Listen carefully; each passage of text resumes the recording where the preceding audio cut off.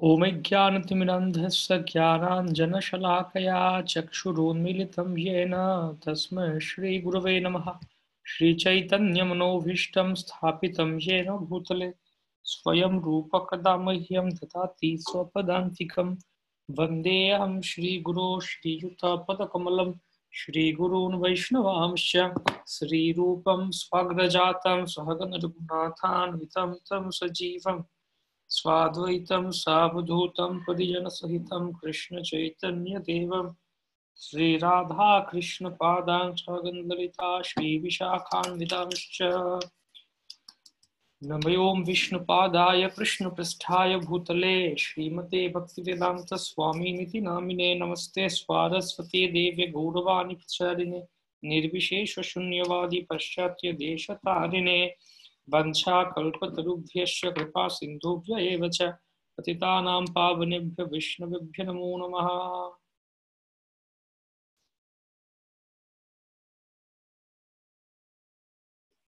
जय श्री कृष्ण चैतन्य प्रभु नित्यानंद श्री अद्वैत गदाधर शिवासादि गौरभक्त वृंद। हरे कृष्णा कृष्ण कृष्ण हरे हरे, हरे रामो राम रामो हरे हरे।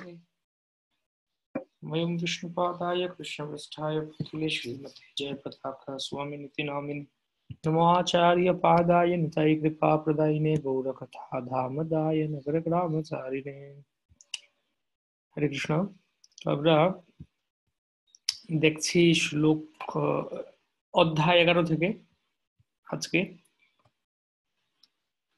একাদশ অধ্যায় হচ্ছে ভক্তির বিভিন্ন অঙ্গ। দ্বাদশ অধ্যায় ভক্তির গুরুত্বপূর্ণ অঙ্গ, তারপর ভগবত সেবার 5টি বিশেষ অঙ্গ 13 অধ্যায়। তো আমরা এর আগের 46 পর্যন্ত অঙ্গগুলো দেখলাম। 47 থেকে দাস্য।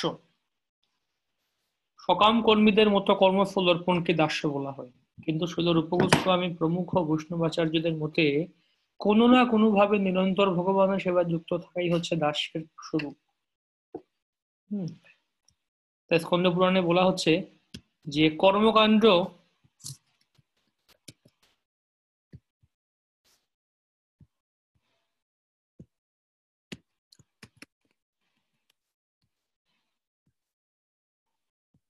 বর্ণাশ্রম আচরণকারী হচ্ছেন ভগবত ভক্ত, কিন্তু ভক্ত যখন সরাসরি তার সমস্ত কর্ম ভগবানকে অর্পণ করেন তখন তাকে ভাগবত বা শুদ্ধ ভক্ত বলা হয়।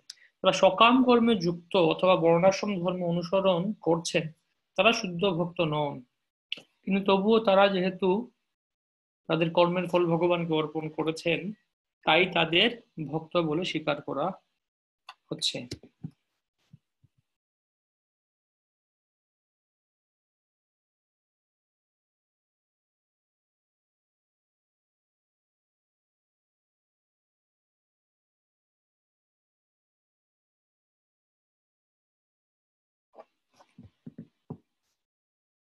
এই জড়জগতের বন্ধনে আবদ্ধ সমস্ত বদ্ধ জীবী কিছু না কিছু পরিমাণ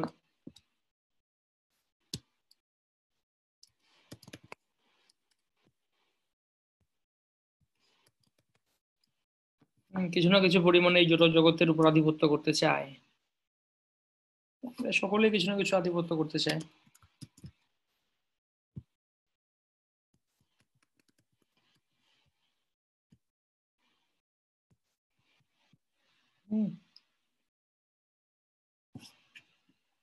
এই মোট কথা ভগবানের দাস্য, ভগবত দাস্য। ভগবানের কৃষ্ণদাস অভিমানে যে আনন্দ সিন্ধু, কোটি ব্রহ্ম সুখতার নহে এক বিন্দু বিন্দু। আমি ভগবানের দাস, ভগবানের সেবক, এই যে অভিমান, এই যে একটা মনোভাব যে আমি কৃষ্ণদাস, এতে যে আনন্দ সিন্ধু আস্বাদন হয়, কোটি ব্রহ্মানন্দ তার নহে এক বিন্দু। কোটি ব্রহ্মানন্দ, ব্রহ্মের মধ্যে যে আনন্দ সেটা তার এক বিন্দুর মধ্যে আসবে না। সেটা যদি চৈতন্য বর্ণনা করছেন যে আসলে আমি ভগবানের দাস।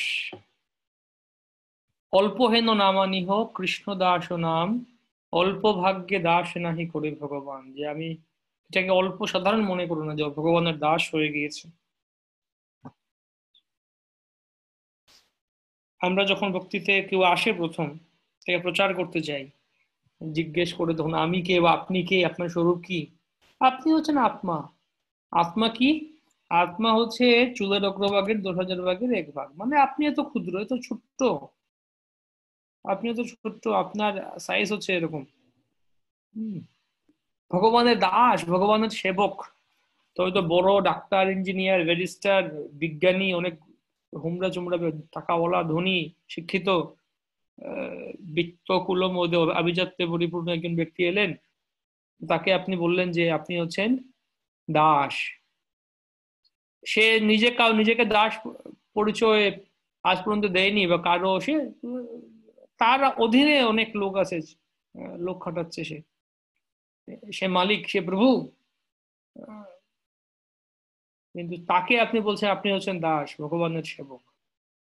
তো এটা গ্রহণ করা, স্বীকার করা একটু কঠিনই মনে হয় অনেকের কাছে। প্রথমে যেটা স্বীকার করানো একটা কঠিন। যদিও মুখে বলে হ্যাঁ হ্যাঁ হ্যাঁ ঠিক আছে ভগবান ভগবান, কিন্তু ভেতর থেকে আসলে সেই ভাবটা আমরা ভক্ত হওয়ার পরেও সেই ভাবটা আসলে নিয়ে আসা যে আমি আসলে ভগবানের দাস, ভগবান আমার প্রভু।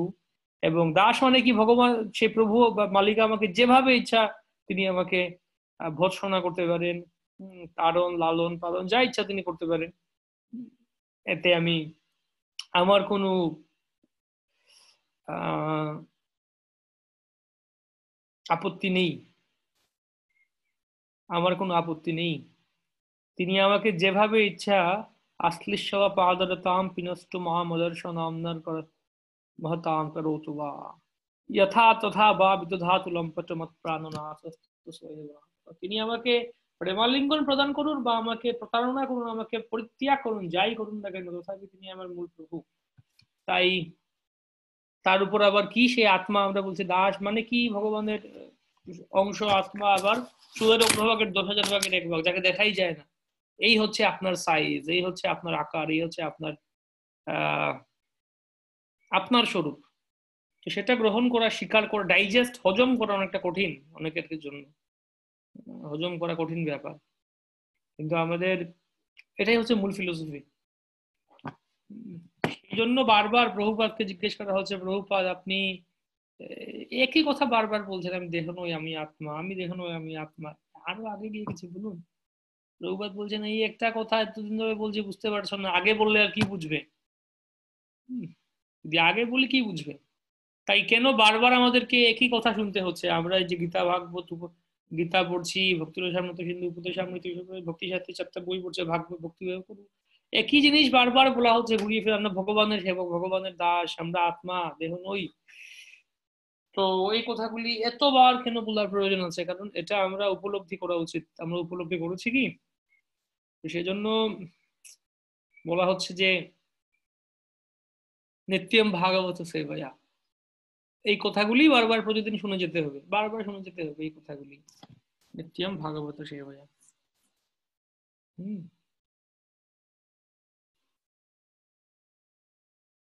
এবং সেটা উপলব্ধি করা যে আমি ভগবানের দাস। কৃষ্ণ দাস অভিমানে যে আনন্দ সিন্ধু, যখন সেই অভিমানটা আসবে ঠিক আছে আমি ভগবানের দাস, তখন বুঝা যাবে যে আনন্দটা পাবো আমরা, তার সাথে এই জড়জগতের অন্য কিছু শোনা হয় না।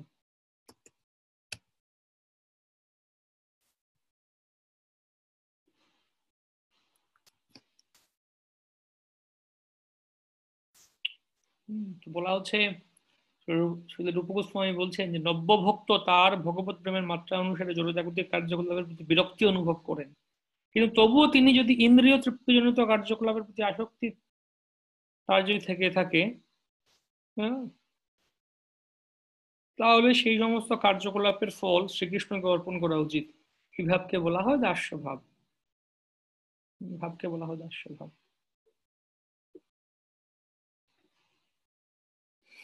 সখ্য ভাব।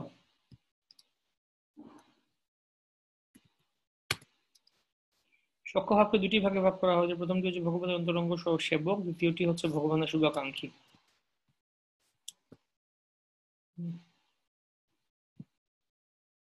একটি ভগবানের অন্তরঙ্গ সেবক আর একটি শুভাকাঙ্ক্ষী। তো দু ধরনের সখ্য ভাবের ফিচার বলা হচ্ছে এখানে। যেমন দ্রৌপদী বলছেন মহাভারতে, হে গোবিন্দা, তুমি প্রতিজ্ঞা করেছো যে তোমার ভক্তের বিনাশ হবে না, তোমার সেই উক্তিতে আমার পূর্ণ বিশ্বাস রয়েছে। আর তাই সমস্ত দুঃখ দুর্দশার মধ্যে আমি কেবল তোমার সেই প্রতিজ্ঞার কথা স্মরণ করি এবং তার ফলে আমি জীবন ধারণ করতে সমর্থ হই। আমি কেবল তোমার সেই প্রতিজ্ঞার কথা স্মরণ করি।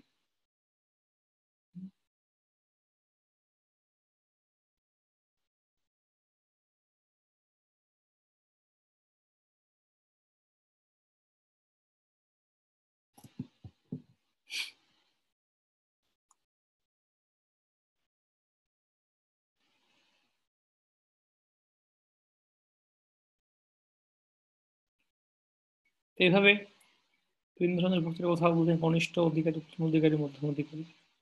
সর্বস্ব সমর্পণ, ভগবত পাদপদ্ম সমস্ত কিছু সমর্পণ।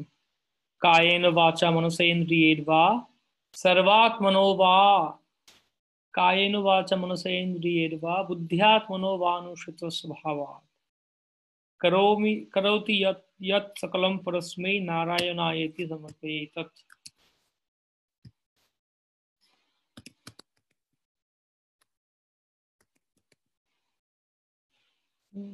करोति यद् यत् सकलं परस्मै नारायणायेति समर्पयेत्। In accordance with the particular nature one has acquired in conditioned life, whatever one does with body, words, mind, sense, intelligence, or purified consciousness, one should offer to the Supreme, thinking this is for the pleasure of Lord Narayan. যা তার দেহ মন বাক্য দিয়ে কাজ করে থাকে, সমস্ত কিছু ভগবান শ্রী নারায়ণের সেবায় সমর্পণ করা উচিত। এটা ভগবান নারায়ণের সেবার জন্য।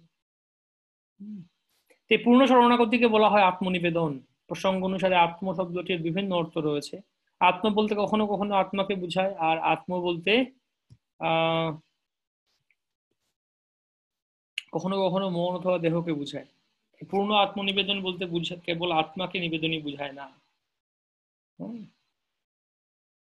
সবকিছু ভগবানের স্মরণ করলে সমর্পণ। মানুষ ও দেহকে দেহ যো কিছু মোর অর্পিল তুয়া হতে নন্দ কিশোর, সম্পদে বিপদে জীবনে মরণে দায় মম গেলা তুয়া পদ বরণে। দায় মানে কি? আমার যত ঋণ ছিল, দায় ভার ছিল, দায় দায়িত্ব ছিল এই জগতে, এটা করতে হবে ওটা করতে হবে, এই সমস্ত দায় চলে গেল, বাস ঋণ থেকে মুক্ত হলাম আমি। তুয়া অপদ বরণে মারবি রাখো বিজয় ইচ্ছা তুহারা নিত্য দাস প্রতি তুয়া অধিকার। তো এই ভাব ব্যক্ত করে যমুনাচার্যও প্রার্থনা করে বলছেন যে সমস্ত কিছু সমর্পণ করি তোমার কাছে। আত্মনিবেদনের কথা হরিভক্তি বিবেক গ্রন্থে বর্ণনা করা হচ্ছে: হে ভগবান, বিকৃত পশু যেমন তার শরীর ধারণ রক্ষার বিষয়ে চিন্তা করে না, তেমনি আমি যেহেতু আমার দেহ ও আত্মা তোমাকে নিবেদন করেছি, সুতরাং আমিও আর সেই শরীর ধারণ ও রক্ষণাবেক্ষণের কথা চিন্তা করি না।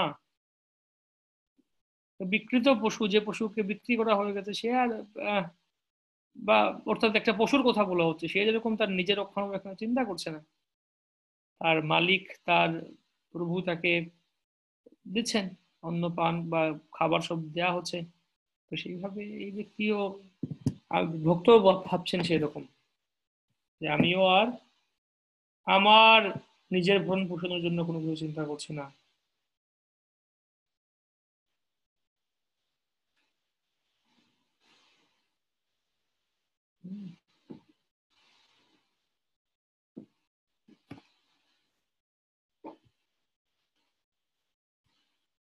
প্রিয় বস্তু সমর্পণ।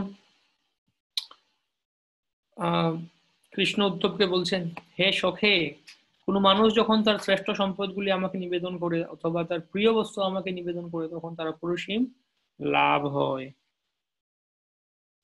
প্রিয় বস্তু কৃষ্ণের প্রতি সমর্পণ করা, ভগবানের প্রীতি উৎপাদনের জন্য সব রকম চেষ্টা করা,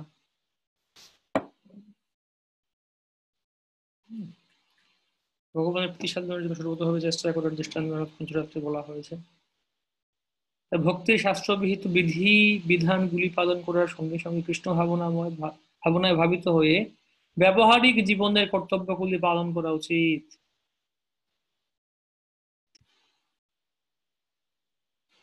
তারপর আত্মনিবেদন। হরিভক্তি বিলাসে আত্মনিবেদন সম্বন্ধে বলা হচ্ছে যে, হে ভগবান, যে মানুষ নিজেকে তোমার চরণে নিবেদন করেছেন, যার সুদৃঢ় বিশ্বাস রয়েছে যে তিনি তোমারই, এবং এই মনোভাব নিয়ে যিনি কায় মনোবাক্যে তোমার সেবা করেন তিনি অবশ্যই দিব্য আনন্দ সেই আবার আত্মনিবেদনের মনোভাব আসছে, সর্বস্ব সমস্ত কিছু ভগবানের চরণে সমর্পণ বা আত্মনিবেদন।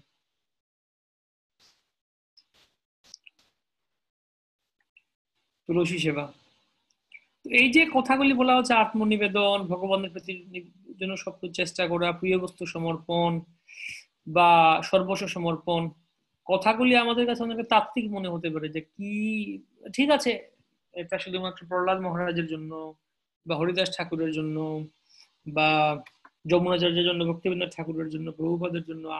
আমরা তো কত কিছু নিয়ে পড়ে আছি, আমরা তো কত কিছু নিয়ে পড়ে আছি, কিন্তু আসলে শুদ্ধ ভক্তি মানে ওটা, ওই তো ওদের মতো, আচার্যদের মতো, ওনাদের মতো সমস্ত কিছু ভগবানের চরণে সমর্পণ করা। এবং যদি আমরা এই বিষয়টি ক্লিয়ার থাকি যে হ্যাঁ এটা জীবনের লক্ষ্য, তাহলে আমরা প্রার্থনা করতে পারি ভগবানের কাছে যে একদিন না একদিন যেন আমরা সেই স্তরে আসি। এখন হয়তো আমরা সেই স্তরে আসিনি, কিন্তু একদিন না একদিন সেই স্তরে যেন আসতে পারি এবং সর্বস্ব তোমার চরণে সপিয়া, যেরকম ভজন গাইছেন ভক্তিবিনোদ ঠাকুর, আমরাও সেরকম প্রকৃত অর্থে সেই স্তরে আসতে পারি। তো সেটা সেখানে আসতে গেলে আমাদের প্র্যাকটিক্যালি ধীরে ধীরে সেই অভ্যাস করা, প্র্যাকটিস করা। কিভাবে না, কমপক্ষে যখন জব করছি, আমরা এখন হরিনাম জব করছি, কমপক্ষে এই সময়টা আমি বাইরের বাকি বিষয়গুলি আমি পরিত্যাগ করার চেষ্টা করি। কমপক্ষে 24 ঘন্টা পুরো বছর না হোক, কমপক্ষে যে প্রতিদিন জবটা করছি 2 ঘন্টা, সেই সময় আমি যে বাহ্যিক বিষয় আদি ভুলে ভগবানের কাছে আত্মসমর্পণ করার চেষ্টা করি। এবং গ্রন্থ পড়ছি, শ্রীমদ্ ভাগবতম অধ্যয়ন করছি, সেই সময়টা কমপক্ষে ভগবানের চিন্তায় মগ্ন থাকি, বাকি সাংসারিক চিন্তা ভুলে যাই।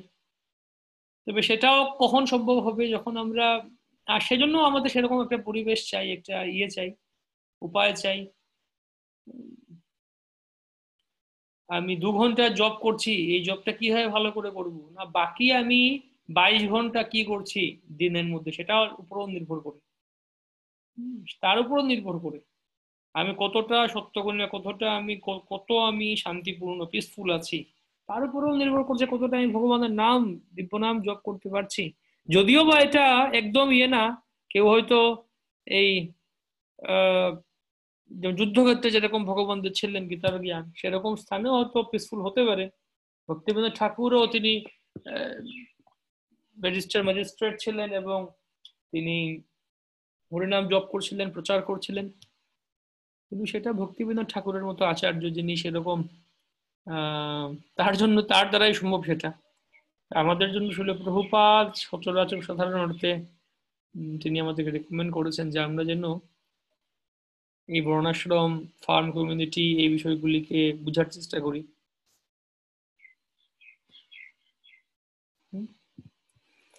যার দর্শনে পাপ ও রোগ নাশ হয়, তুলসীর মাহাত্ম্য বলা হচ্ছে। যার স্পর্শের ফলে শরীর শুদ্ধ হয়, জল সিঞ্চন করার ফলে ভয় দূর হয়, রোপণ করার ফলে ভক্তি লাভ হয়, শ্রীকৃষ্ণের চরণে অর্পণ করার ফলে পূর্ণ ভগবত প্রেম লাভ করা যায়, সেই তুলসী দেবীর চরণে আমি আমার সশ্রদ্ধ প্রণতি নিবেদন করছি। তার চরণে আমি আমার সশ্রদ্ধ প্রণতি নিবেদন করি। তুলসী সেবার কথা মাহাত্ম্য বর্ণনা করা আছে। তুলসী সর্বমঙ্গলময়, থেকে স্পর্শ করলে, দর্শন করলে, শ্রবণ করলে, বন্ধন করলে, তার মহিমা শ্রবণ করলে অথবা রোপণ করলে সব রকম কল্যাণ লাভ করা যায়। এ প্রকার 9টি বিধির মাধ্যমে তুলসী দেবীর সেবা করলে নিত্যকাল বৈকুণ্ঠ জগতে বাস করা যায়।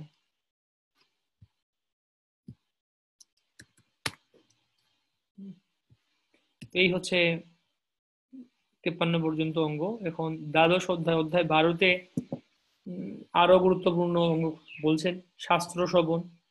শাস্ত্র শ্রবণ করা, এই সম্বন্ধে আর কোনো দ্বিমত থাকার কথা না। রূপগোস্বামীর মত অনুসারে যে গ্রন্থ ভক্তিমানকে প্রকৃতি সম্বন্ধে জ্ঞান দান করে তাকে বলা হয় শাস্ত্র। বেদ, রামায়ণ, মহাভারত, পুরাণ, উপনিষদ, বেদান্ত আদি গ্রন্থ তাদের অনুগামী অন্য সমস্ত গ্রন্থকে শাস্ত্র বলে গণ্য করেছেন।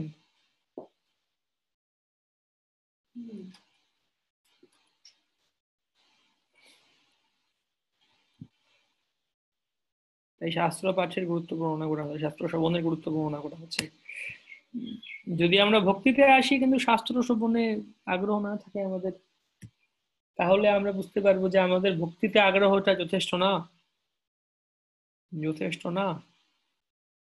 কেননা আমরা যে যে কাজ করতে চাইবো সেই কাজে আমরা একদম যে যেখানে আমাদের ইন্টারেস্ট আছে, যাকে বলা হয় জাগতিক ভাষায় বলা হয় প্যাশন আছে, যার প্রতি রুচি আছে, তীব্র আগ্রহ আছে, তো সেই কাজটি ভালো করে করতে চাইবো। যে মনে করুন গান গাওয়া শিখবে শিল্পী, সে দেখবে অনেকে গান গাওয়া, সে গান গাইতে যায় বা অনেকে গান শিখতে যায়, সঙ্গীত শিক্ষকের কাছে যায়, গিয়ে হারমোনিয়াম কিনবে বা এই করছে কাছে আমরা সঙ্গীত শিখবি। কিন্তু সবাই যে সঙ্গীত শিখবে সেরকম না, অনেকে যায় কয়েক মাস পরে বেরিয়ে আসে, বাস বাদ দিয়ে দেয়। কিন্তু যার আসলে এর প্রতি একটা ঝোঁক আছে, নেশা আছে, যাকে বলা হয় বাংলায় আমরা বলতে পারি নেশা আছে, সে দিনরাত ওই হারমোনিয়াম নিয়ে পড়ে থাকবে, রেওয়াজ করবে, প্র্যাকটিস করবে, এবং হয়তো অল্প দিনের মধ্যে সে শিখে ফেলবে। হম, অল্প দিনের মধ্যে শিখে ফেলবে।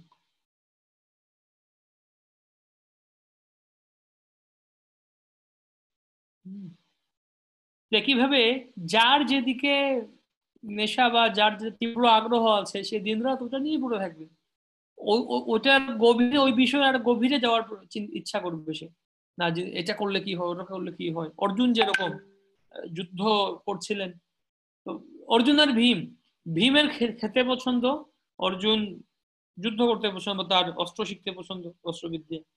তো অর্জুন দেখছেন একদিন ভীম গুরুকুলে রাতের বেলা উনি খাচ্ছেন, বলছে রাতের বেলা কিভাবে খাচ্ছে, অন্ধকারের মধ্যে। এখানে অন্ধকারের মধ্যে খেয়ে ফেলছি।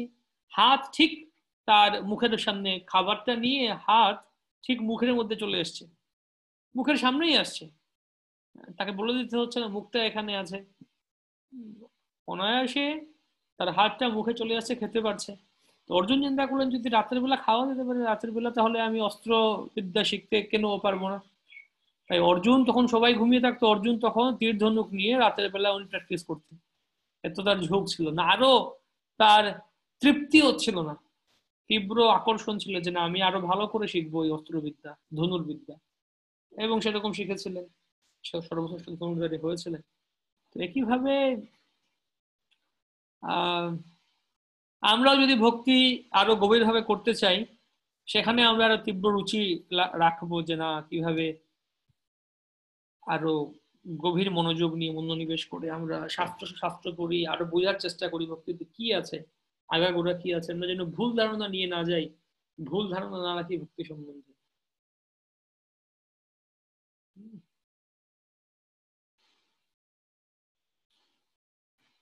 অনেকে বলে ভাগবত পড়ায় রুচি আসছে না। কালকে কেউ একজন শেয়ার করছিল ফেসবুকে বা ইয়েতে, শ্রী শ্রীমৎ কি ছিল ওনার নাম, গৌরকৃষ্ণ মহারাজ, যিনি প্রয়াত হয়েছেন কয়েক বছর হলো, 4 বছর হয়ে গেল প্রায়। গৌরকৃষ্ণ মহারাজ উনি একজন অন্যতম একজন স্টলওয়ার্ড ভাগবত প্রচারক ছিলেন। তো ওনার একটা লেকচারের ক্লিপ, তো উনি বলছেন যে অনেকে বলে থাকে যে প্রভুজি ভাগবতম পড়ায় তো কোনো মন বসে না। তো বলছে ভাগবতম না পড়েই কি মন বসে যাবে, না পড়েই মন চলে আসবে নাকি? ভাগবতম পড়ে পড়ে এতবার পড়ার পরেও মন বসে না, ভাগবতের রুচি আসে না। আর অনেকে পড়ছেই না, আবার বলছে ভাগবতে মন আসে না, রুচি আসে না। আরে রুচি আসতে হলে পড়তে হবে, তো এটা পড়তে পড়তে পড়তে তখন রুচিটা আসবে। জপে কিভাবে মন বসবে, জব করতে করতে তবে না আসবে। আমি জবই করছি না, আবার বলছি জবে তো আমার মন বসছে না, তাহলে কি লাভ হবে? তাই প্রথম এর মানে হচ্ছে প্রথম দিকে হয়তো আমাদের একটু জোর করে বিধি নিষেধ মেনে, নির্দিষ্ট নিয়ম করে, রুটিন করে, একটা স্কেডিউল করে, চার্ট করে, যে না আমি প্রতিদিন এত পৃষ্ঠা পড়বো, এতটুকু পড়বো, এই সমস্ত এত ঘন্টা পড়বো, এই সময়ে পড়বো, এত সমস্ত বিষয়াদি বিয়ে করে তারপরে আমি আহ, কি করব, এই ভাগবতম পড়তে আহ, চেষ্টা করব। এবং তখন ধীরে ধীরে রুচিও তো আসবে, এটা তো ছোট ভাবে আসবে। কিন্তু সেটাই করছি না আমরা, আপনার বলছি আমরা যে না, আমার ভাগবত পড়ে রুচি বসে না।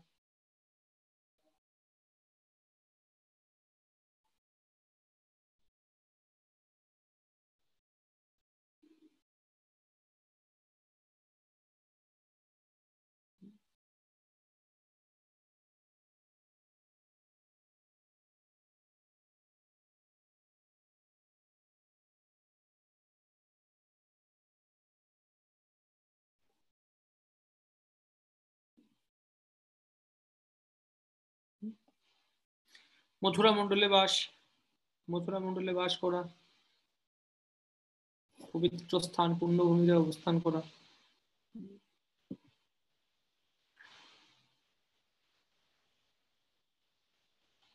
তো মথুরা মণ্ডলের মহিমা বরাহ দেবের সেই বরাহ পুরাণে উল্লেখ করা আছে। মথুরা মণ্ডল বলতে ধাম বাসকে বোঝানো যেতে পারে, ধাম বাস, ধামে বাস করা। মথুরা, নবদ্বীপ, পুরী, শ্রীক্ষেত্র সব হচ্ছে অভিন্ন ধাম। বৈষ্ণব সেবা ছাড়িয়া বৈষ্ণব সেবা নিস্তার পাইয়াছে কেবা, আমাদের কমন ডায়লগ। কিন্তু সেই বৈষ্ণব সেবা বলতে শুধুমাত্র খাওয়ানো না বৈষ্ণবকে। বৈষ্ণব, যথার্থ বৈষ্ণব হচ্ছেন তিনি যিনি শাস্ত্রের আদেশ নির্দেশ পালন করছেন, এবং সেরকম বৈষ্ণবের সেবা করা, এবং তাকে শুধু খাইয়েই আমরা ভালো করে পেট পুজো করে বৈষ্ণব সেবা না, তার নির্দেশ ভালো করে আমাদেরকে পালন করতে হবে, সেটাকে বৈষ্ণব সেবা বলা হচ্ছে।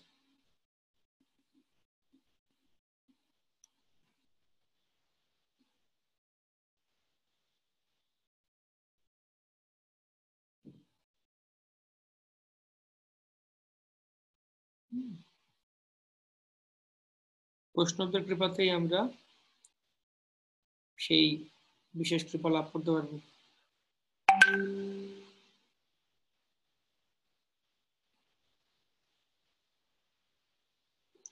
সামর্থ্য অনুসারে ভগবানের সেবা করা, যার যতটুকু সামর্থ্য আছে সেই অনুসারে ভগবানের সেবায় যুক্ত হওয়া। আর্থিক সঙ্গতি অনুসারে, যেমন হরিভক্তি বিলাস নামক গ্রন্থ আছে, তো সেটা সনাতন গোস্বামী বলছেন যে এটা হচ্ছে হরিভক্তি বিলাস গ্রন্থটা হচ্ছে যে একজন হচ্ছে হ্যাঁ বিত্তবান গৃহস্থের জন্য মূলত এর 80% বিত্তবান গৃহস্থের জন্য।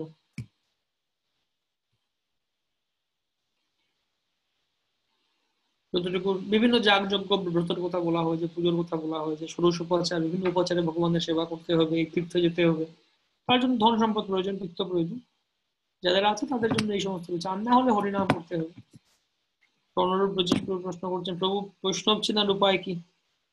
বৈষ্ণবকে বইটি পড়ুন, বৈষ্ণবকে গ্রন্থটি পড়ুন, বৈষ্ণব চেনার উপায়। যিনি বিষ্ণু ভক্তি করছেন এবং কনিষ্ঠ বৈষ্ণব, মধ্যম বৈষ্ণব, উত্তম বৈষ্ণব, আমরা পড়েছি এর আগের অধ্যায়ে ছিল, আগের অধ্যায়গুলোতে ছিল এই 3 ধরনের বৈষ্ণব সম্বন্ধে। সেটা ভালো করে পড়ে আমাদের বোঝার চেষ্টা করা উচিত।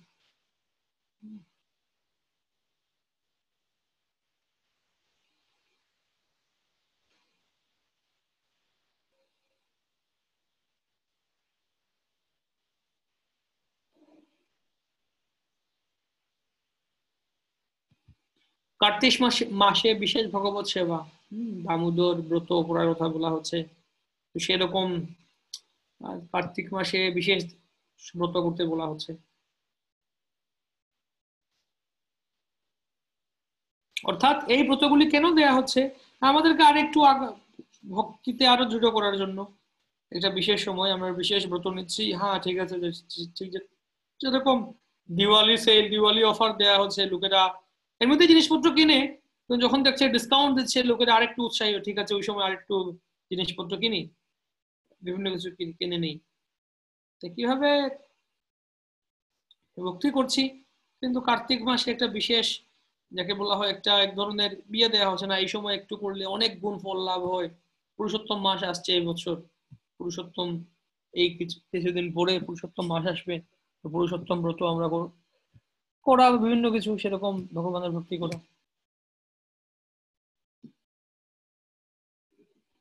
বিশ্বগুরু প্রভু বলছেন, বারবার বলছে দেহ নয় আত্মা, দেহ অনিত্য, তবু এই দেহের প্রতি বিরক্তি হয় না কেন? কারণ হচ্ছে আমরা দেহের প্রতি আসক্ত হয়ে আছি, কারণ আমরা ভোগ করতে চাই, ভোগ করতে চাই, এবং ভক্তিটা আমরা দৃঢ়ভাবে করার চেষ্টা করছি না। ভোগটা আমরা ভক্তিটা ভালো করে করার চেষ্টা করছি না।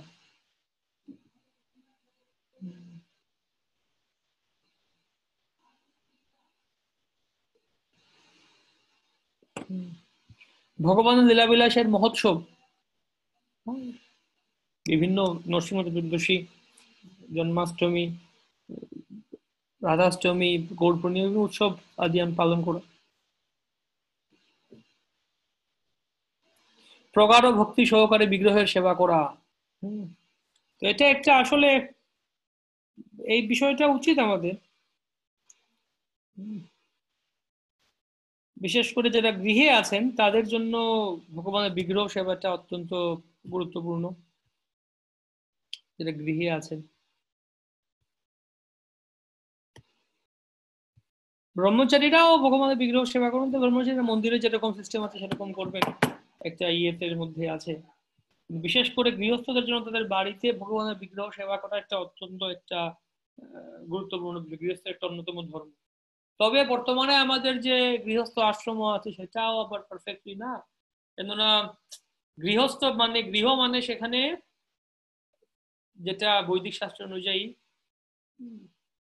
একজন আচার্য বলতে কমপক্ষে 10 জন কুটুম্ব থাকবে সেখানে, বাবা মা, কাকা কাকিমা, জেঠা জেঠিমা, ঠাকুরদা ঠাকুরমা, ভাই বোন, এই সব কিছু মিলে সবাই মিলে একটা পরিবার, একটা গৃহ। তো সেখানে সবাই মিলে ভগবানের সেবা করছেন। বিগ্রহ আছে, হ্যাঁ, একজন একজন আজকে নেই বাড়িতে, আরেকজন সেবা করছেন, একজন অসুস্থ গেছেন, আরেকজন সেবা করছেন, সবাই মিলে সেবা করছেন। কিন্তু বর্তমান সময়ে সবকিছু নিউক্লিয়ার ফ্যামিলি, ছোট পরিবার, তাহলে ভগবানের সেবা হবে কিভাবে? হয়তো আজকে একজন অসুস্থ, আজকে আরেকজন চলে গেলেন বাইরে, কে সেবা করবে ভগবানের? বা আপনারা আপনাদের কাউকে যেতে হচ্ছে বাইরে কোথাও, কে সেবা করবে ভগবানের? কিন্তু বড় পরিবার মানে, একটা যৌথ পরিবার মানে সমৃদ্ধ হবে, কেউ না কেউ ভগবানের সেবা করতে পারবেন, সেটা যেন বন্ধ না হোক। এবং ভগবানের সেবাটা হচ্ছে আমাদের, ভগবান যে বিগ্রহ আছেন সেই বিগ্রহ হচ্ছেন আমাদের এই পরিবারের কেন্দ্র, মূল কেন্দ্র। তাকে কেন্দ্র করে পরিবারে পরিচালিত হচ্ছে। তিনি হচ্ছেন এই বাড়ির অধীশ্বর, এই বাড়ির কর্তা বলা হয়। তার ঘর, এটা কৃষ্ণের বাড়ি। তো তার সেবার জন্য সবকিছু পরিচালিত হচ্ছে। এবং আহ যাই খাবার আমরা কিনছি, যা আমরা সবজি তরকারি, ভেজিটেবল, ফল মূল কেনাকাটা করছি, মনে করছেন এটা ভগবান কৃষ্ণের জন্য নিয়ে যাচ্ছি, তারপর কৃষ্ণের সেবক যারা আছেন তারা সকলে গ্রহণ করবেন।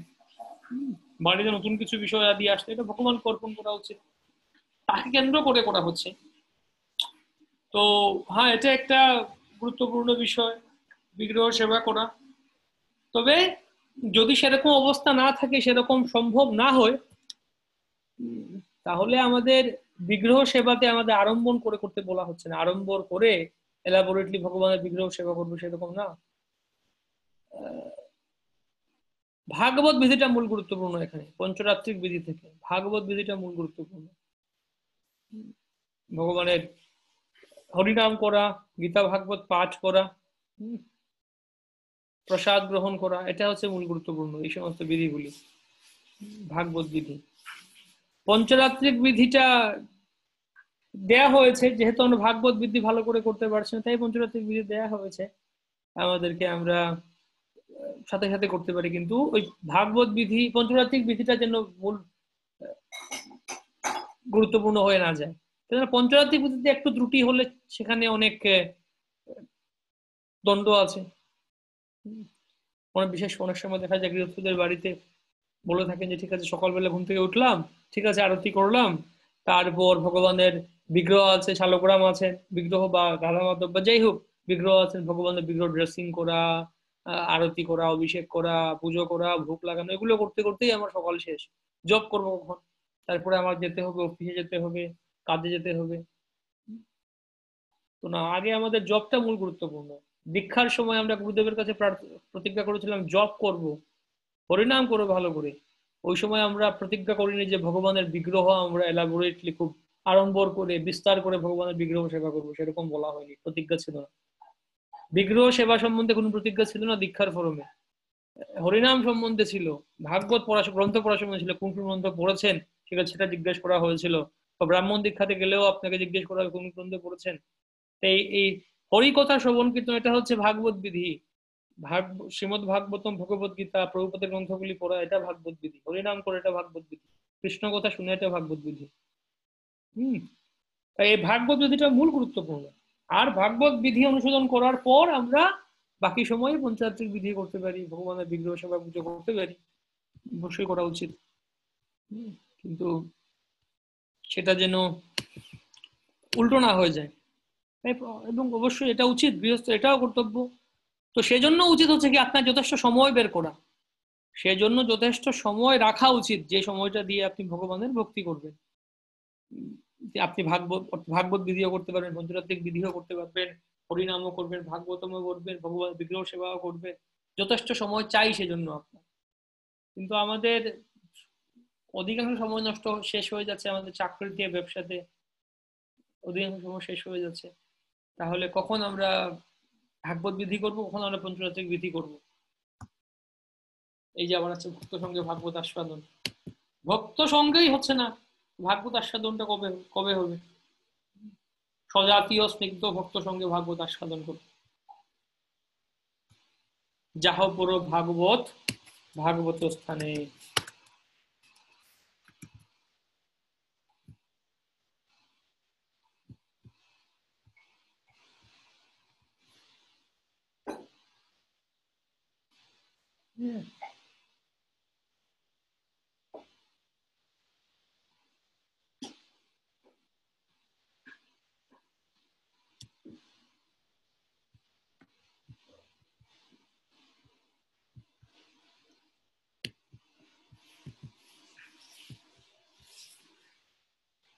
মহাপ্রভু নির্দেশ দিয়েছেন সেরকম ভাগবতে যথাযথ স্বাদাস্বাদন করতে হলে তো ব্যক্তি ভাগবতের কাছ থেকে শ্রবণ করতে হবে।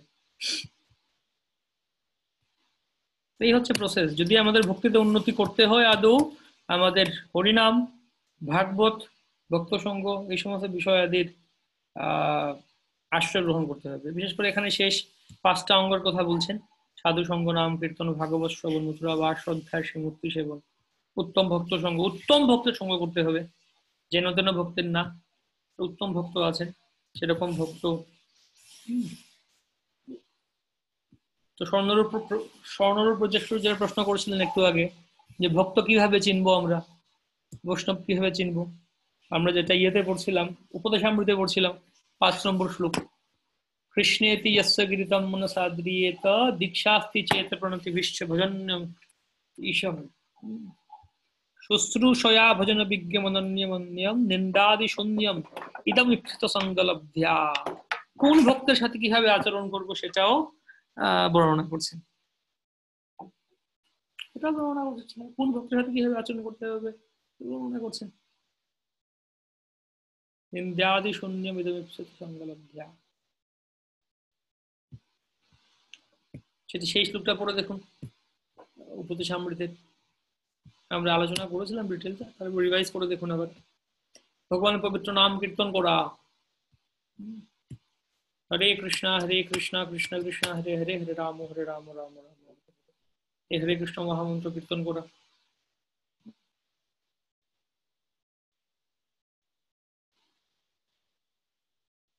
ভগবানের দিব্য নাম জড় শব্দ তরঙ্গ নয়, তা কখনো জড় কলুষের দ্বারা প্রভাবিত হয় না। সুতরাং যার ইন্দ্রিয় সর্বতভাবে কলুষ মুক্ত হয়নি, সে ভগবানের দিব্য নাম নিরপরাধে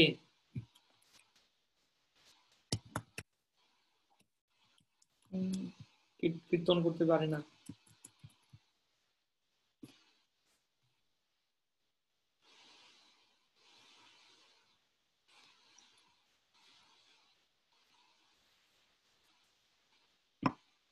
মথুরাবাস, আবার ওখানে এটা আরো স্পেসিফিক্যালি বলছেন মথুরাবাস সম্বন্ধে।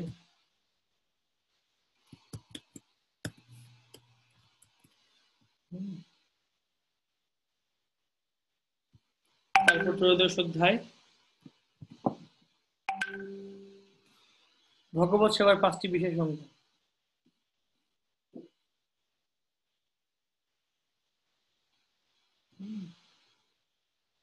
ওই 5টি শেষ অঙ্গগুলিকে আবার গুরুত্বপূর্ণ বা আরো ব্যাখ্যা করে বলছেন।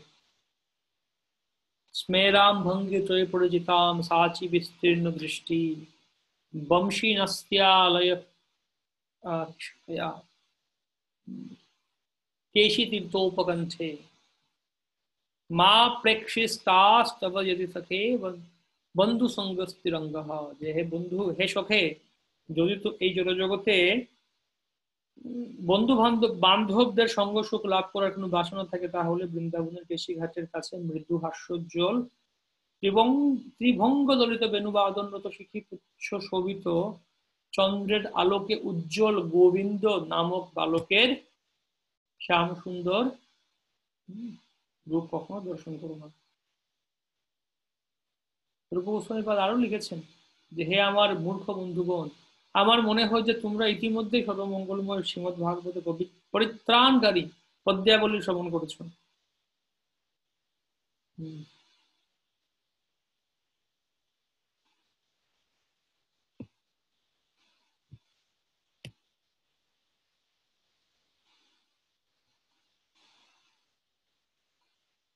শ্রীমদ ভাগবতে প্রথমে বলা হচ্ছে যে যতক্ষণ পর্যন্ত মানুষ ভোগ আকাঙ্ক্ষা অহেতুক আচার অনুষ্ঠান অর্থনৈতিক উন্নতি ও ভগবানের সঙ্গে এক হয়ে যাওয়ার মুখ্য বাসনা অর্জন করা আবর্জনার মতো বর্জন না করছে, ততক্ষণ পর্যন্ত সে শ্রীমদ ভাগবতের বাণী হৃদয়ঙ্গম করতে পারবে না। ততক্ষণ পর্যন্ত শ্রীমদ ভাগবতের বাণী হৃদয়ঙ্গম করতে পারবে না।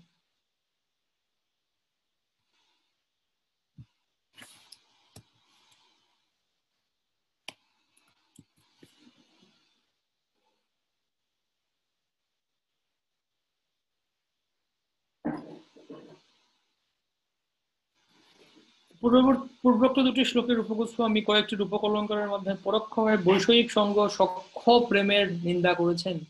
বৈষয়িক সঙ্গ সখ্য প্রেমের অর্থাৎ বৈষয়িক জড় বিষয়ে সখ্য, জড় বিষয়ে সঙ্গ, জড় বিষয়ে যে প্রেম আছে তার নিন্দা করেছেন। যদি ভগবানের শ্রীবিগ্রহ দর্শন হয় তাহলে আমাদের জড়জাগতিক প্রচেষ্টার কথা মনে থাকে না।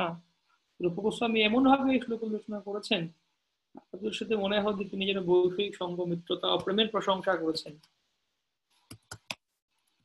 এবং গোবিন্দের শ্রী মূর্তি দর্শন নিন্দা করেছেন। এই রূপক অলঙ্কার প্রসূত দৃষ্টান্ত এমন রচনা করা হয়েছে যেন মনে হচ্ছে যার প্রশংসা করা হচ্ছে তাকে যেন নিন্দা করা হচ্ছে। এই শ্লোকের ভাবার্থ হচ্ছে, কেউ যদি অর্থহীন বৈষয়িক সঙ্গ, মিত্রতা ও প্রেমের কথা ভুলতে চান তাহলে তাকে অবশ্যই গোবিন্দের শ্রীবিগ্রহ দর্শন করতে হবে।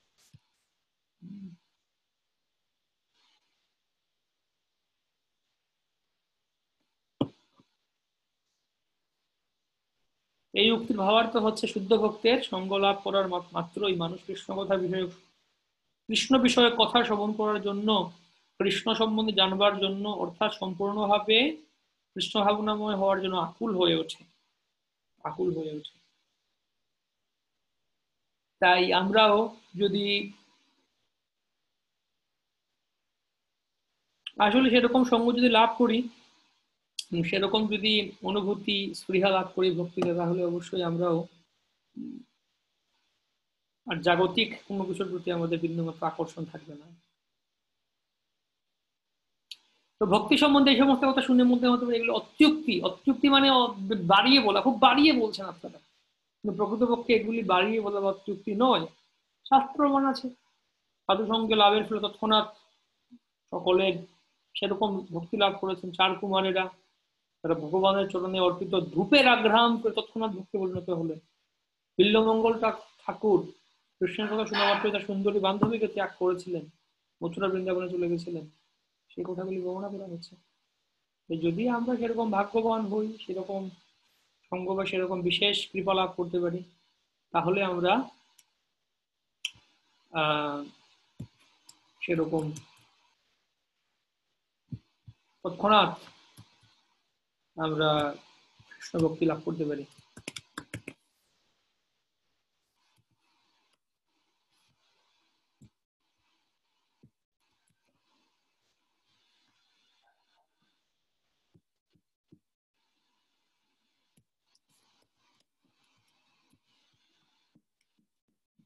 এই সমস্ত কিছু বর্ণাশ্রমের ঊর্ধ্বে, নিশ্চিত হয় বর্ণাশ্রমের ঊর্ধ্বে। বৈষ্ণব বা ভক্তি আসলে বর্ণাশ্রমের ঊর্ধ্বে, যেহেতু আমরা এখনো বৈষ্ণব হওয়া অনেক কঠিন। আমরা বৈষ্ণব হতে পেরেছি কি সেটা আমাদের দেখা উচিত, সেটা আমাদের বোঝা উচিত। এক কথায় আমরা সহজ কথায় বা আরো ক্লিয়ারলি ব্যাখ্যা করতে গেলে না, আমরা বৈষ্ণব হইনি এখনো, আমরা এখনো বৈষ্ণব হই। যদিও বলা যেতে পারে হ্যাঁ বিষ্ণুর ভক্তি করলে বৈষ্ণব, সেই দৃষ্টিকোণ থেকে ঠিক আছে, বিষ্ণুর ভক্তি যারা করছে তারা বৈষ্ণব, শিবের ভক্তি করছে শৈব, সে একটা বেসিক দৃষ্টিকোণ থেকে বলা যেতে পারে। কিন্তু প্রকৃতপক্ষে আমরা আসল বৈষ্ণব অর্থাৎ এমন আমরা যদি বিচার করি তাহলে কনিষ্ঠ বৈষ্ণব অনেক উন্নত। কনিষ্ঠ বৈষ্ণব ব্রাহ্মণ, কনিষ্ঠ বৈষ্ণব যিনি তিনিও ব্রাহ্মণিকাল,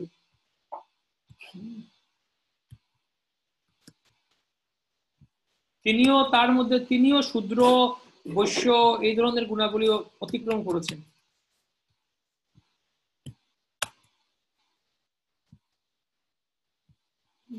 তিনি কনিষ্ঠ বৈষ্ণব, তিনিও তারও ভগবানের বিগ্রহ বা ভগবানের বিগ্রহ সেবার প্রতি তীব্র রুচি আছে, তিনি কনিষ্ঠ বৈষ্ণব, তীব্র রুচি আছে। তাই আমরা বিচার করে দেখতে পারি যে কনিষ্ঠ বৈষ্ণব স্তরে আসাটাও অনেক কঠিন কাজ। তারপরে বলছেন ভক্তির যোগ্যতা, কি যোগ্যতা থাকলে আমরা ভক্তি করতে পারি? একটা হচ্ছে জ্ঞান ও বৈরাগ্য। সেই জ্ঞান এবং বৈরাগ্য ভক্তির ফলে আমরা লাভ করতে পারি, সেগুলিও ত্যাগ করতে হয় চরমে।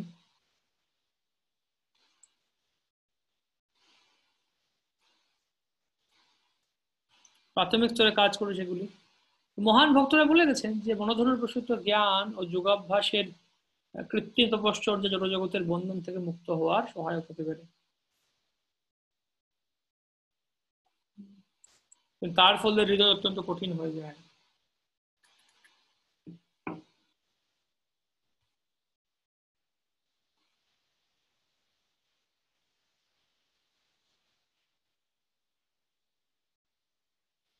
এই সমস্ত এই জ্ঞান ও কর্মাদি অনাবৃত আমরা আগেও এটা পড়েছি উত্তম ভক্তির সংজ্ঞাতে, শুরুতে ভক্তির সম্মতি সিন্ধু। জ্ঞান ও কর্ম এখান থেকে আপনার লিখতে বিষয় নিয়ে লিখতে পারেন, জ্ঞান ও কর্মাদি অনাবৃত সম্বন্ধে।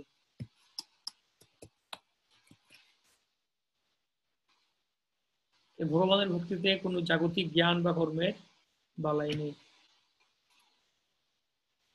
হ্যাঁ, পরমেষ্টি প্রভু গৌরাঙ্গ প্রভু কিছু বলতে চাইছেন। হরে কৃষ্ণ। ধন্যবাদ, প্রণাম। জ্ঞান বৈরাগ্য ত্যাগ এই দুটো বিষয়, যেটা জ্ঞান বৈরাগ্য এত জড় জ্ঞান ত্যাগ করা, চিন্ময় জ্ঞান তো ত্যাগ করার বিষয় নয়। বা এই যে বৈরাগ্য, যে বড় বিষয়ে যে বৈরাগ্য, সেটা তো আমাদের করতেই হবে। সেটা এই দুটো ত্যাগ করার ব্যাপারটা একটু যদি ব্যাখ্যা করেন তাহলে ভালো হয়। এটাকে ত্যাগ বলতে বোঝানো হচ্ছে যেন আমাদের এই ভগবানের ভক্তিতে যেন এই জ্ঞান এবং বৈরাগ্য বাধা না দেয়, এটা যেন আমাদের ভক্তি যেন এটার উপর নির্ভর না থাকে, যে জ্ঞান এবং বৈরাগ্য এটার উপর নির্ভর যদি না থাকে, জ্ঞান এবং বৈরাগ্য সেটাকে বর্ণনা করা হচ্ছে। অর্থাৎ এক কথায় বলতে গেলে ভক্তিটা জ্ঞান ও বৈরাগ্য অনাবৃতম, এমনকি চিন্ময় জ্ঞান বা সেই বৈরাগ্যের স্তরেও যেমন কেউ যদি এরকম যেন মনে না হয় ঠিক আছে আমি যেহেতু বৈরাগ্যবান সেজন্য ভক্তি করছি, বা কেউ ভক্তি করতে গেলে বৈরাগ্যবান হতেই হবে সেরকম, অবশ্যই এটা প্রিন্সিপাল ভক্তি মানে বৈরাগ্য এখানে আসবেই। কিন্তু সেটাও যেমন পুণ্ডরিক বিদ্যানিধি ছিলেন, তিনি রাজপুত্রের ছিলেন, জমিদার পুত্র ছিলেন, তো সেরকম হয়তো হতে পারে। আমরা যেন সেই দৃষ্টিকোণ থেকে বিচার না করি। যেমন সে দুগ্ধপায়ী ব্রহ্মচারী ছিলেন, মায়াপুরে দুধ পান করতেন শুধুমাত্র, আর শিবাস ঠাকুরের গৃহে তিনি গেলেন, শিবাস ঠাকুর তাকে মহাপ্রভু কীর্তন ঢুকিয়ে দিলেন, কিন্তু মহাপ্রভু পরে বললেন না, যে না আসলে এটা এই দুগ্ধপায়ী দুধ পান করলে যে ভগবানকে লাভ করা যাবে সেরকম না। তো সেরকম অনেক সময় মনে হতে পারে অনেক ভক্তের যে ঠিক আছে আমি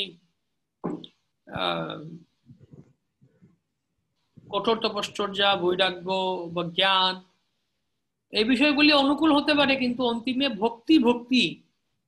ভক্তিও স্বতঃস্ফূর্ত ভগবানের প্রতি স্বতঃস্ফূর্ত ভাবে আকর্ষণ বা অনুরক্তি, জ্ঞানের ফলে বা বৈরাগ্যের ফলে উদয় হয় না, সেরকম বিষয় না। তার মানে জ্ঞান বৈরাগ্যের স্তরটাকে অতিক্রম করে গিয়ে ভক্তির স্তরে পৌঁছানো, তাই কি? হ্যাঁ,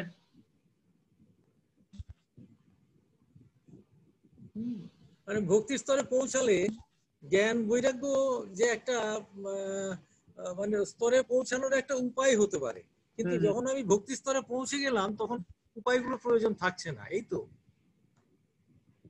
উপায় জ্ঞান বৈরাগ্য তখনও থাকবে আমাদের সাথে, কিন্তু আমাদের ভক্তিটা এর উপর নির্ভর করবে না, মানে আবৃত করবে না। জ্ঞান এবং বৈরাগ্য ভক্তিকে আবৃত করে রাখতে পারবে না, ভক্তিটা অনাবৃতই থাকবে, স্বতন্ত্রই থাকবে। এবং সাথে সাথে জ্ঞান বৈরাগ্য থাকবে, এটাকে আমরা পরিত্যাগ করব না, থাকবে সাথে সাথে। কিন্তু আমার, যেমন উদাহরণস্বরূপ হ্যাঁ, বলতে গেলে যে আম, প্রেম ভক্তির স্তরে দেখতে পাবো আমরা দু ধরনের প্রেম আছে।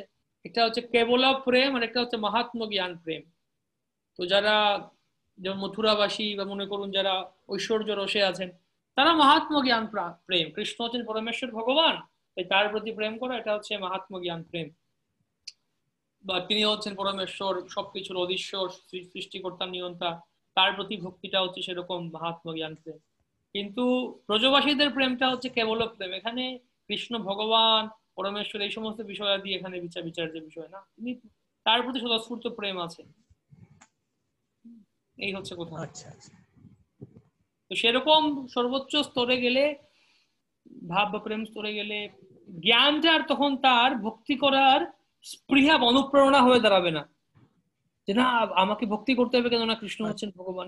সেটা সেই অনুপ্রেরণা বা স্পৃহা হয়ে দাঁড়াবে না তখন, যে না যেহেতু কৃষ্ণ হচ্ছেন সবকিছুর সৃষ্টি করে সর্বশক্তিমান, সমস্ত শক্তি কৃষ্ণের, তাই কৃষ্ণের ভক্তি করতে হবে, সেরকম স্পৃহা না। স্বতঃস্ফূর্ত হবে কৃষ্ণের প্রতি একটা আকর্ষণ আসবে তখন,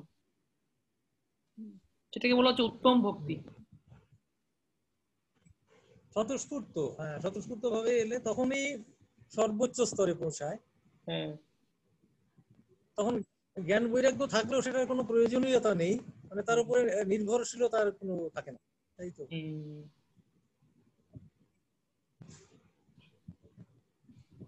সেরকমই। ঠিক আছে প্রিয়। হরে কৃষ্ণ। হ্যাঁ, হরে কৃষ্ণ।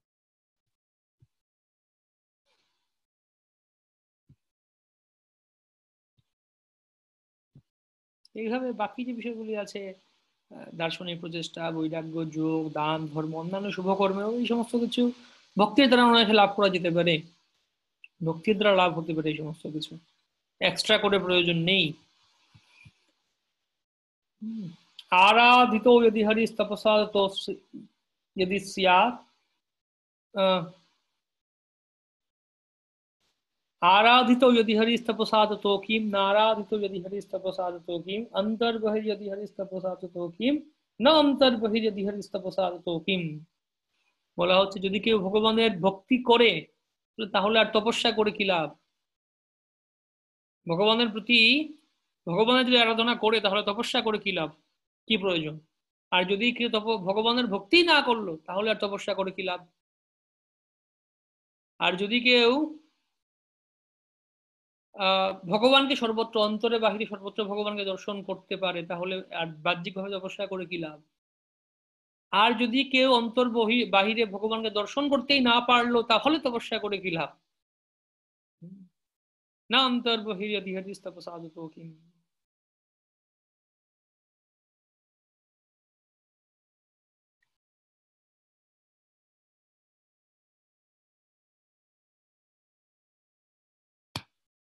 যা দিয়ে ভগবানের সেবা করা যায় তেমন কোনো বস্তু পরিত্যাগ করা উচিত নয়, সেটি হচ্ছে ভক্তির রহস্য।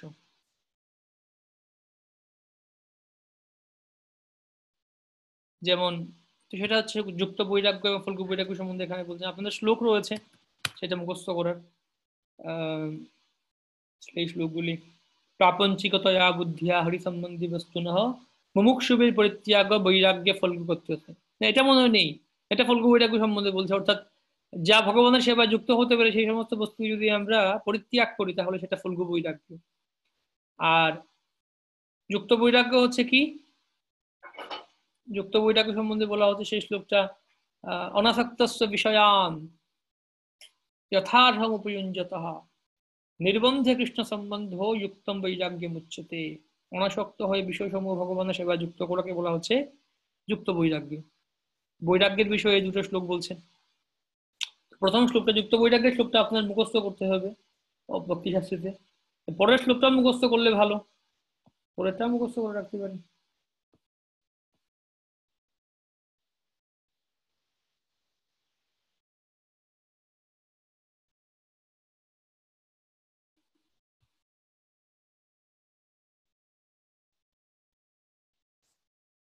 তো তা সেটা কিভাবে করবো, আমরা কোনটা গ্রহণ করবো কোনটা বর্জন করবো, সেটা আমাদের আহ সদ্গুরুর তত্ত্বাবধানে থাকতে হবে। গুরুদেব আমাদেরকে বলতে পারবেন আমরা কোনটা গ্রহণ করবো কোনটা বর্জন করব। হয়তোবা আমরা যেটা ভক্তিতে প্রতিকূল সেটাকে আমরা অনুকূল বলে ভাবতে পারি, আর অনুকূল বিষয়কে প্রতিকূল বলে ভাবতে পারি। তাই সেই জন্য আমাদের যথাযথ সদ্গুরুর তত্ত্বাবধানে থাকা উচিত, বা সেরকম উন্নত ভক্তের অধীনে থেকে আমাদের ভক্তি করা উচিত, তবেই আমরা বিষয়গুলি বুঝতে পারবো।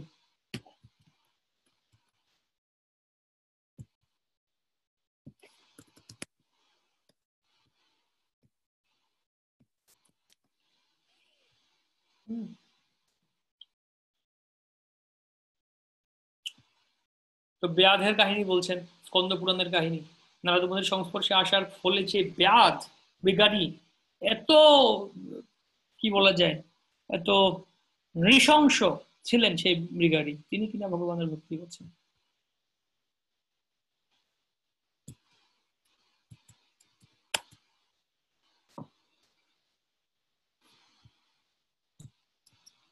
তো ভক্তির উপরোক্ত সাধন অঙ্গের একটিও সাধন করার অনেক অনেক দৃষ্টান্ত রয়েছে। এই নবদা ভক্তি, শ্রবণম কীর্তনম বিষ্ণু স্মরণম পাদ সেবনম অর্চনম বন্দনম দাস্যাম সক্ষম আত্মনিবেদনম, তার মধ্যে অম্বরীশ মহারাজ সব কুটি অনুশোধন করেছিলেন, কেউ কেউ একটি করে করেছেন। শ্রবণে পরীক্ষিত মহারাজ, কীর্তনে সুখদেব গোস্বামী, স্মরণে প্রহ্লাদ, সেরকম পুরোপুরি বর্ণনা করা হচ্ছে।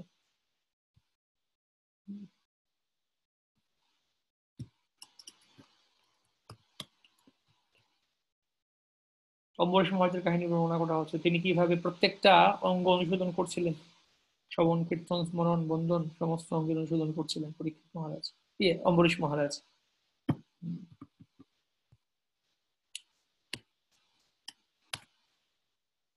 তো মোট কথা হচ্ছে এই হচ্ছে ভগবত ভক্তির অঙ্গ সমূহ আমরা দেখলাম, যেগুলি আমাদেরকে আহ এর ফলেই আমরা ভক্তিতে, অর্থাৎ ভক্তি মানে এখানে আর যতটুকু সময় দেয়া, ভক্তি মানে এই সমস্ত অঙ্গগুলি আমরা যত ভালো করে করতে পারি।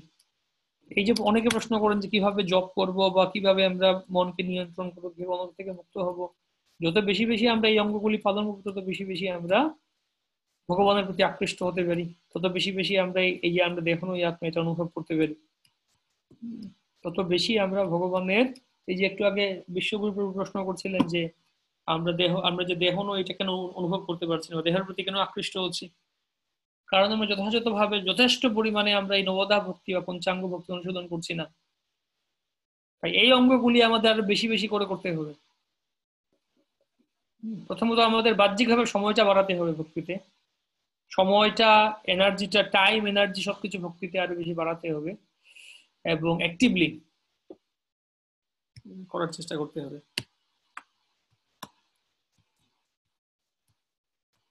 ষোলমালা আমরা করছি, এতদিন ধরে করে আসছি, যদি একটু বাড়ানোর চেষ্টা করতে পারি ভালো হতো, ভালো হয়।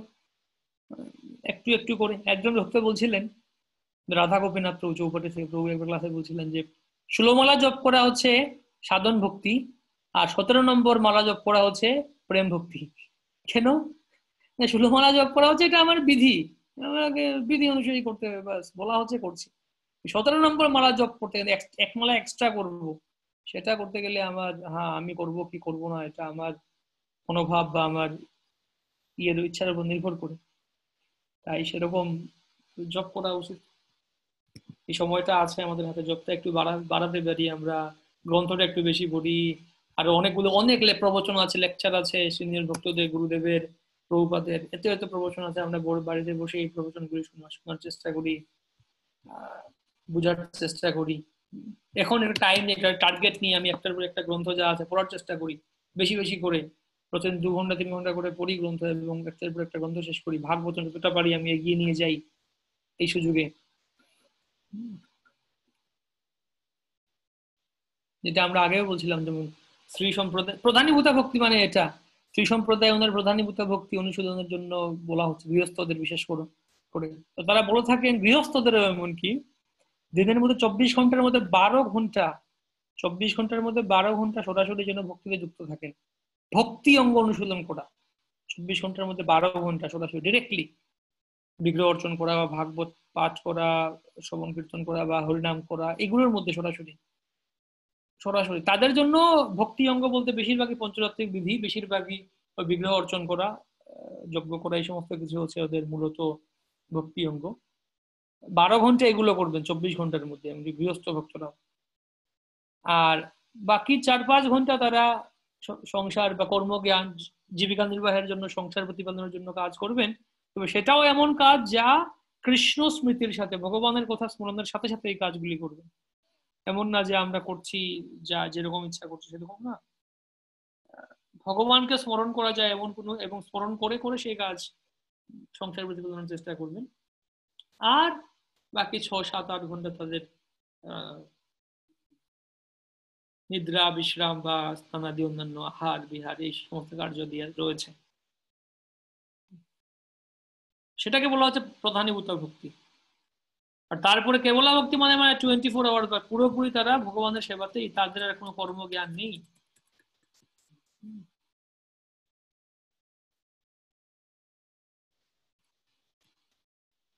ঠিক আছে, তাহলে আমরা এক কাজ করব।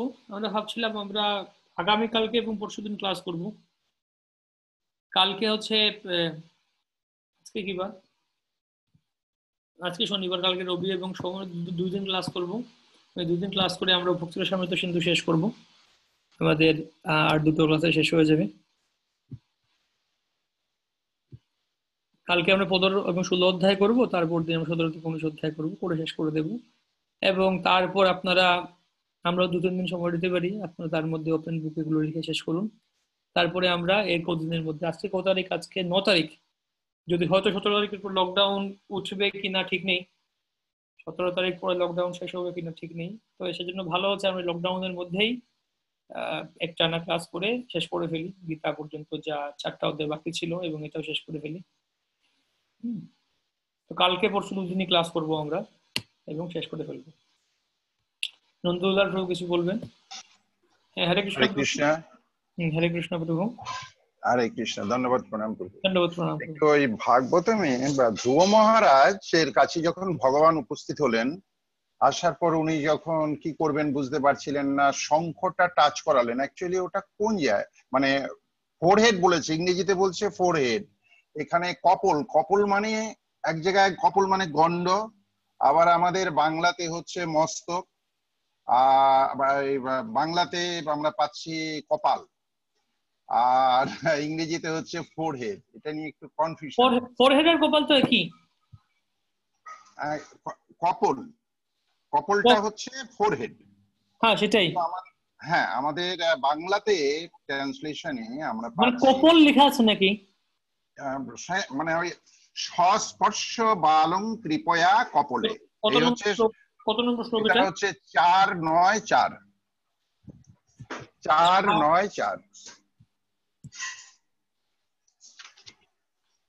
4-9-4 কি শ্লোকটা? সতম বিবক্ষন্তম, সতম বিবক্ষন্তম অতদ বিদম হরির জ্ঞাত জ্ঞাতবাস্য সর্বস্ব চরিদি অবস্থিতः কৃতাঞ্জলিম ব্রহ্মময়েন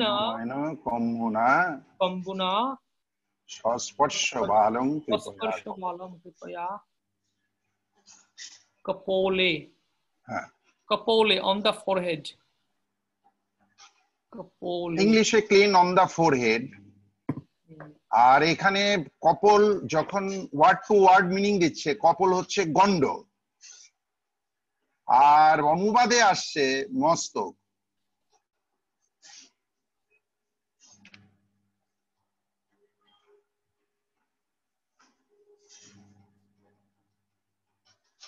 আর গুগলে বলছে গাল, কপল হচ্ছে গাল।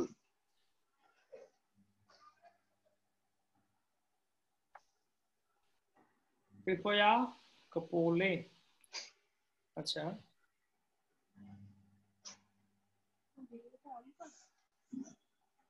হ্যাঁ, অন করা আছে, ঠিক আছে।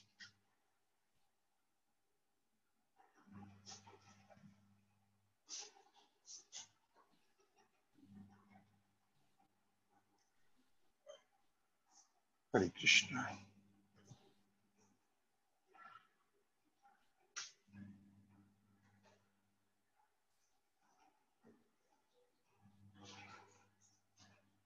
এখানে ভক্তি সিদ্ধান্ত সরস্বতী ঠাকুরের এডিশনে কপল মানে গন্ডই বলছেন।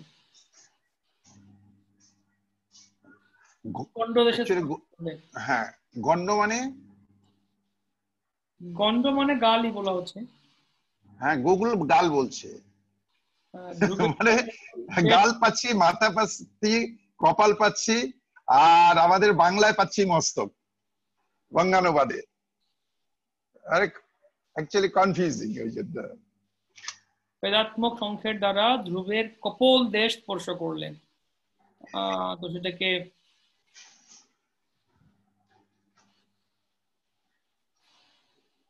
ব্রহ্মময়েন বেদাত্মকেন সংখ্যেন বিবক্ষন্তম তদা তদনু তদ্গুণান বক্তুমিচ্ছন্তম অথচ অতদ্বিদম ব্যাকরণম।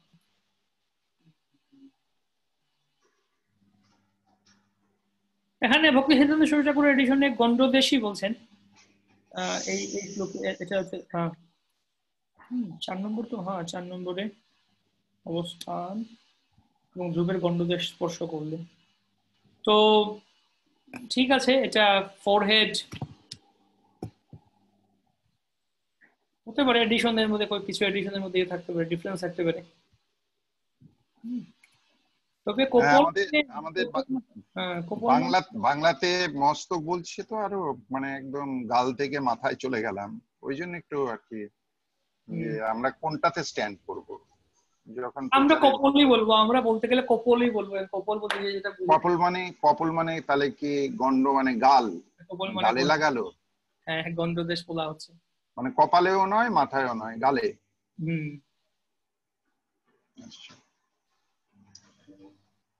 তো এই একটি প্রশ্ন, এটা নিয়ে একটু কনফিউশন হচ্ছে। আর জ্ঞানের 5 প্রকার জ্ঞান, এই যে প্রত্যক্ষ জ্ঞান, পরোক্ষ জ্ঞান, অদক্ষ জ্ঞান, এই যেটা কোথায় পাবো প্রভু, একটু ভাব ডিটেইলসটা যদি একটু বলে দেন। এটা আমার কোথায় আছে, এটা কোথা থেকে পেয়েছেন? এটা আমি এই এখানেই আছে ভেতরে 19 নম্বর শ্লোকে আছে। 19 নম্বর শ্লোকে এই ইয়েতে ভাগবতমে? হ্যাঁ, এই ধ্রুব মহারাজের এখানে 19এই আছে, কিন্তু কিছু এটা ক্লিয়ার নয় আমার কাছে। 19এই বোধহয় দেখেছিলাম। 19 কোথায়? কোথায় সম্ভবত 19এ পেয়েছি, 19এ দেখছি না। মানে জ্ঞানের 5 প্রকার জ্ঞান। এখানে তো 19 তো নেই। না, এখানে নেই। ঠিক আছে, ওটা আমি কালকে আপনাকে। ঠিক আছে, এটা হ্যাঁ, এটা একটু কনফিউশন আছে, বুঝতে পারিনি। ঠিক আছে, ঠিক আছে, তো আমি একটু দেখে নিই। হ্যাঁ, খোঁজাখুঁজি দরকার নেই, আমি দেখে নিই। ঠিক আছে। रीता रॉय चौधरी माता जी, हरे कृष्णा। हरे कृष्णा।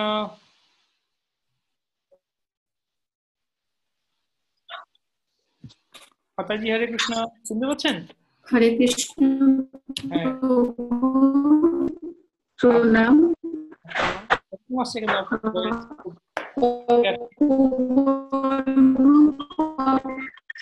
আপনার ভয়েসটা খুব শুনতে পাচ্ছেন? শুনতে পারছি না ভালো করে। হরে কৃষ্ণ। আবার বলুন। হরে কৃষ্ণ, আমি আপনাকে শুনতে পাচ্ছি। হ্যাঁ, এখন শুনতে পাচ্ছি। হরে কৃষ্ণ। হ্যাঁ, হরে কৃষ্ণ। এখন শোনা যাচ্ছে। আগে স্লো মোশনে। অপবর্গ কথাটির অর্থ কি? অপবর্গ কথাটির অর্থ কি? অপবর্গ। অপবর্গ। হরে কৃষ্ণ। হ্যাঁ, হরে কৃষ্ণ। শুনতে পাচ্ছেন? শুনতে পাচ্ছেন কথা আমার?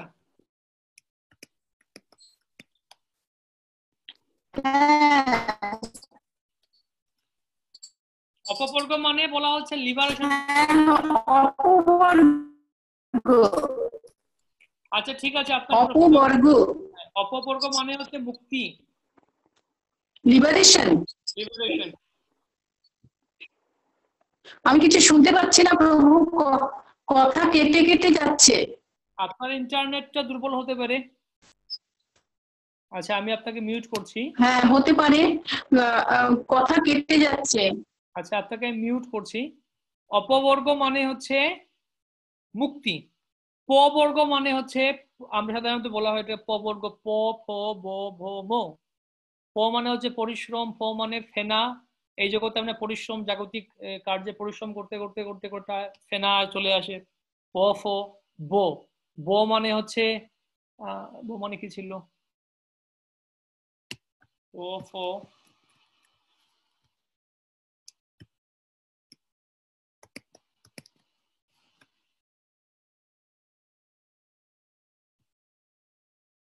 পবর্গ মানে জড়জাগতিক জড় অস্তিত্বকে পবর্গ বোঝানো হয়।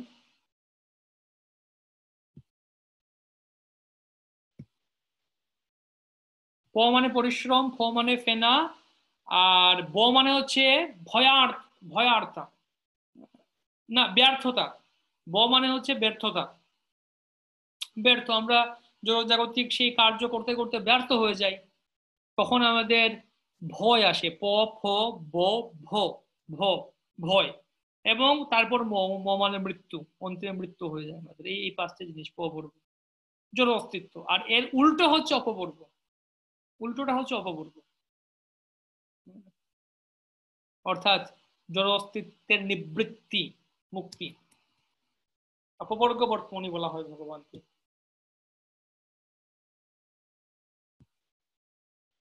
উদার কীর্তি প্রভু। হ্যাঁ, হরে কৃষ্ণ।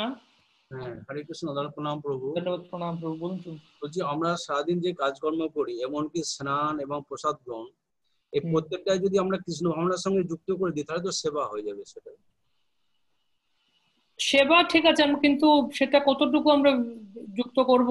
যেমন হ্যাঁ, যদি সাধারণত প্রসাদ গ্রহণ করা, খাওয়া আমরা খাচ্ছি নিজেদের ইন্দ্রিয় বা আমাদের ভরণ পেট, আমাদের উদর ভরণের জন্য খাচ্ছি আমরা। ভাবনাটা কিন্তু যখন আমরা ভগবানের প্রসাদ মনে করে সেই জ্ঞানে আমরা গ্রহণ করবো, সেটা অবশ্যই সেটা দিব্য। কিন্তু অন্তিমে এমন একটা সময় আসবে যখন আমাদের সেটাও আমাদের আর তখন প্রয়োজন থাকবে না। এখন আমরা প্রয়োজন তাগিদে খেতে হচ্ছে, আমাদের পেট ভরতে হবে, উদর ভরতে হবে, খেতে হবে, স্টমাক উদর ভরার জন্য খেতে হবে। কিন্তু একটা সময় আসবে না আমরা দেহ স্মৃতির ঊর্ধ্বে চলে যাবে, যেমন গোস্বামীরা যারা, এমনকি দেহের কার্যটাকেও বন্ধ করে দেয়া, দেহটাকে স্তব্ধ হয়ে যাওয়া, এটার ঊর্ধ্বে চলে যাওয়া, মানে এটার প্রয়োজনই থাকবে না সেই স্তরে। তো সেটা হচ্ছে সর্বোচ্চ পারমার্থিক স্তর। আর তো এই জন্য প্রথমত আমাদের সাধন ভক্তি মানে ধীরে ধীরে ধীরে ধীরে এটাকে কমানোর চেষ্টা করছি। উপবাস করছি আমরা, ব্রত করছি, উপবাস করছি, এর মাধ্যমে আমরা ধীরে ধীরে এটাকে কমানোর চেষ্টা করি। যেমন প্রভু, হরে কৃষ্ণ। হ্যাঁ, আচ্ছা, আমার ল্যাপটপের চার্জ একদম শেষের দিকে, আর কারেন্ট ইলেকট্রিসিটি নেই এখন, যে কোনো সময় চলে যেতে পারে। তো আজকে আর প্রশ্ন নিচ্ছি না আমি, তো আপনার প্রশ্নটা কালকে কালকে শুনবো প্রভু। পরমেষ্টি প্রভু হাত তুলছেন, বন্ধুগুলো মনে হয় আবার হাত তুলছেন, এটা কালকে শুনবো। আমার ল্যাপটপের চার্জ একদম শেষের দিকে এসছে, আর হয়তো যে কোনো সময় হঠাৎ করে বন্ধ হয়ে যাবে। আর এখন নেই, ইলেকট্রিসিটি নেই এখন।